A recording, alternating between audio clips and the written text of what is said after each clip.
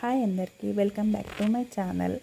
నేను ఇక్కడ గేమ్ ఆడుతున్నాను కదా, నేనే షాక్ అయ్యానండి. వాళ్ళు మాకు ముందుగా ఏం చెప్పలేదు. మా బాబుని పిక్ చేసుకుందామని వెళ్తే లేదు మేడం మీకు గేమ్ ఆడాలని చెప్పి గేమ్ ఆడించారు.